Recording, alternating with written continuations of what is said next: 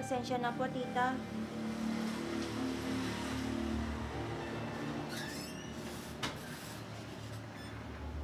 Mitch, bakit mo naman pinagalitan si Lovely? Kakampihan mo na naman yung pamangkin mo, samantalang tatamad-tamad siya dito? Hindi naman sa ganon. Nakakaya naman kasi nautusan natin si Lovely dito.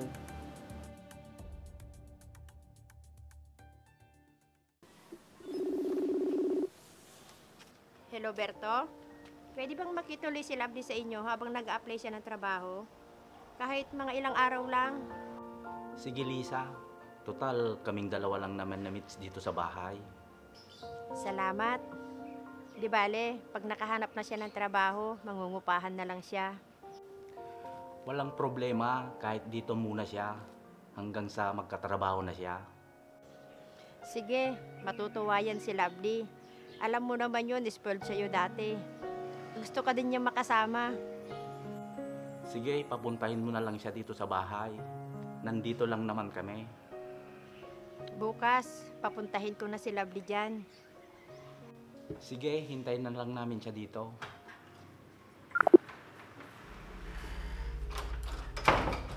Sino naman yung kausap mo?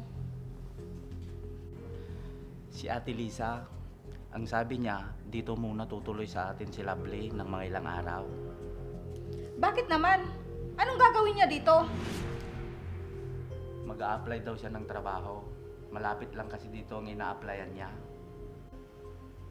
Pwede naman siyang sumakay ng jeep habang nag-a-apply.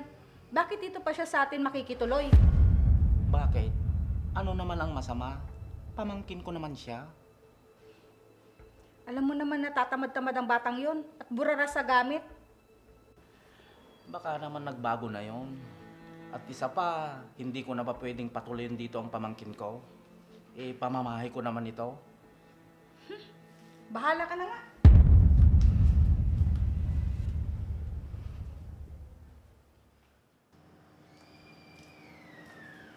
Tito Berto?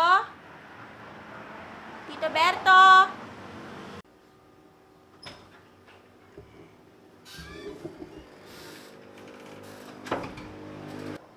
Magandang araw po, Tita Mitch.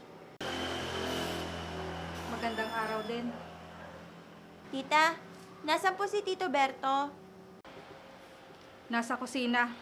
Hintayin mo na lang. Nagluluto pa kasi siya. Sige po, Tita. Halika, pasok ka. Maupo ka muna. Sige po, Tita. Salamat po. Maiwan muna kita dyan. Naglilinis pa kasi ako.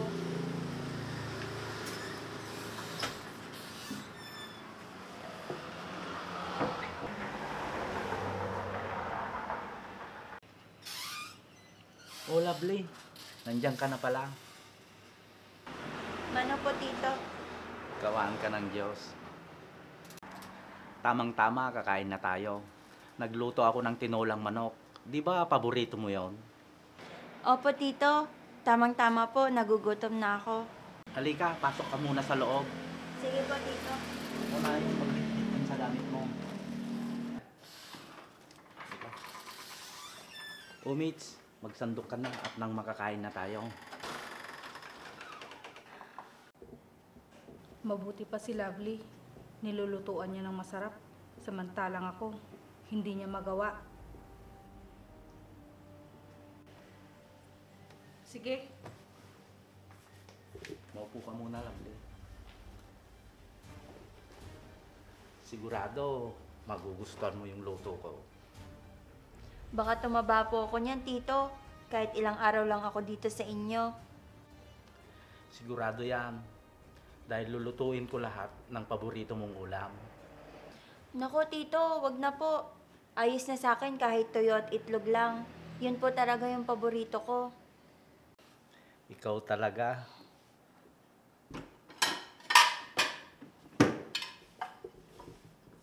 Magkasundo nga kayo magtito.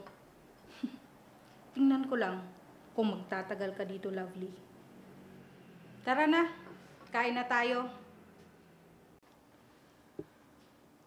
Tara na, Lovely. Kain na tayo. Sige po, Tito.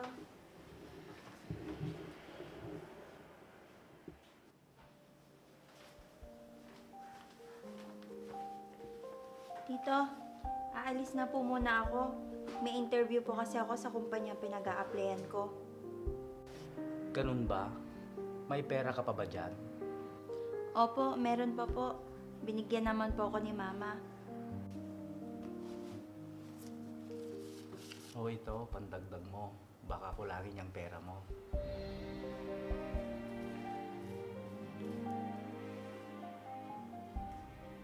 Naku, wag na po, Tito. Nakakahiya po. Huwag ka nang mahiya. Tito mo ako. Dati naman, tinulungan ako ni Ate Lisa nung panahon wala pa akong trabaho.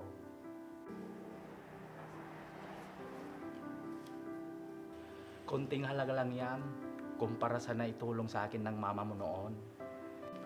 Maraming salamat po, Tito. Sige po, aalis na ako. Sige, mag-iingat ka, Lovely.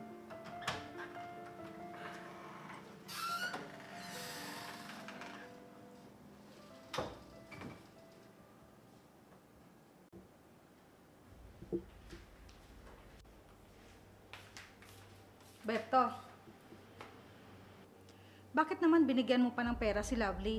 Di ba binigyan naman siya ng mama niya? Mitch, kaunting halaga lang yun. Ipagdadamot mo pa ba? Nakikituloy na nga lang siya.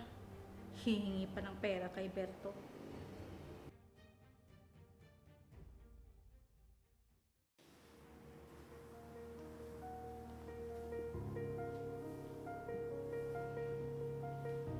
Diba? Sarap buhay.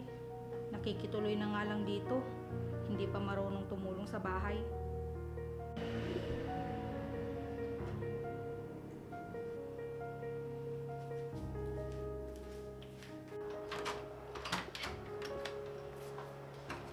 Berto, pagsabihan mo naman yung pamangkin mo na tumulong dito sa bahay. Hindi yung paupo-upo lang at hawak lagi ang cellphone. Hayaan mo na si Lovely. Baka nililibang lang niya ang sarili niya. Napagod siguro sa lakad niya kanina. Bakit ako? Hindi ba ako pagod dito sa gawaing bahay? Sana naman, habang nandito siya, tumulong naman siya sa atin. Bakit hindi na lang ikaw ang magsabi ng ganyan sa kanya? Tutal, pamangkin mo na rin naman siya. Ah, basta, pagsabihan mo ang pamangkin mo. Ilang araw lang naman makikituloy si Lovely dito. Di pa niya pagbigyan.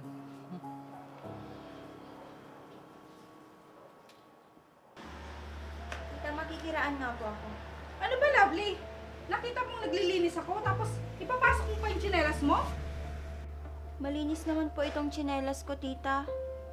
Kahit na, hindi ka na nga marunong maglinis dito sa bahay, tapos magdadala ka pa ng dumi?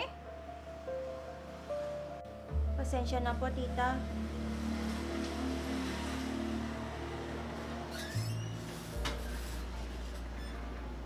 Mitch, bakit mo naman pinagalitan si Lovely? Kakampihan mo na naman yung pamangkin mo, samantalang tatamad-tamad siya dito? Hindi naman sa ganon. Nakakaya naman kasi nautusan natin si Lovely dito. Ilang araw lang siya dito sa atin at aalis na rin naman yan. Sige, magkampihan kayo. Ako na ang mali. Bahala ka na nga dyan.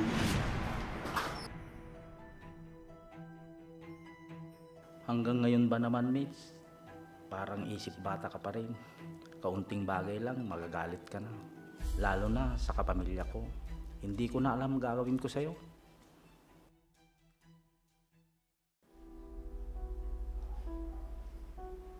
Tito, uuwi na po ako sa bahay. Bakit naman? Hindi ka pa nga nag-uumpisa magtrabaho, uuwi ka na agad? Doon ko na lang po antayin sa bahay yung tawag ng kumpanya na in-applyan ko. Lovely, baka naman may tampo ka sa amin ng tita mo. Huwag mo nang intindihin yon si Tita Mitch mo.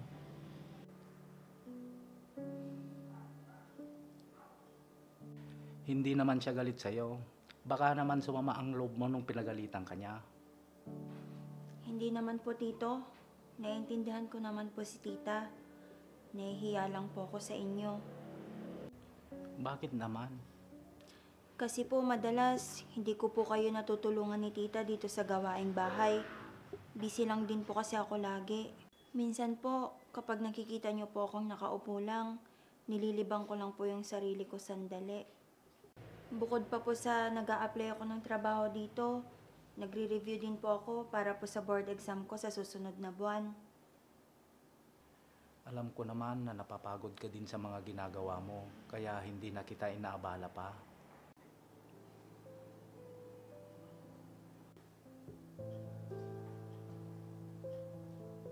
Ang tita Mitch mo lang naman ang makulit. Huwag ka sanang magtanim ng sama ng loob sa kanya. Opo tito, wala lang po yun.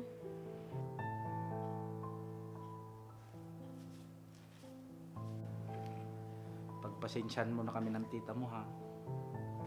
Sige po tito, aalis na po ako. Maraming salamat po sa pagpapatuloy niyo sa akin dito sa bahay niyo. Sige, mag-iingat ka.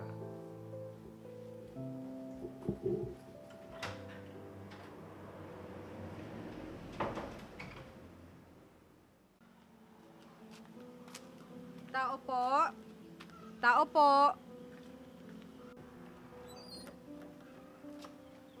Mitch, ikaw pala yan.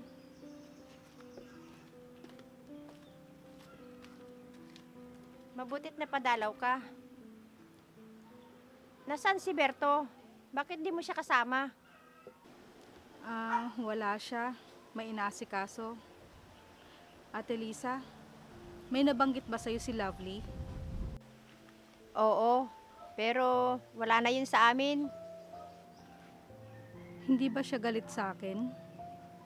Hindi naman. Alam mo, yung batang yon, malawak ang pangunawa niya. Kaya wala na sa kanya yun. Nakakahiya nga yung inasal ko sa kanya doon sa bahay. Si Lovely ang dapat mong pagpasensyahan, Mitch. Kasi kung minsan may pagkatamad din yung anak kong yun. Ngayon naintindihan ko na. Sobra din siyang abala, lalo na sa pagre-review niya. Isa pa yun, kaya hindi ko siya inaabala minsan dahil nakatutok lang siya sa pagre-review niya. Kaya nga mabuti yan para makapasa siya sa exam niya. Sana nga, para maabot niya ang mga pangarap niya na makapagtrabaho rin sa ibang bansa. Kaya niya yan, Ate Lisa. Basta sipag at tiyaga lang. Oo, salamat. O siya, sige, aalis na ako. Pakisabi na lang kay Lovely na humihingi ako ng pasensya. Sige, makakarating yan. Mag-iingat ka. Sige, salamat.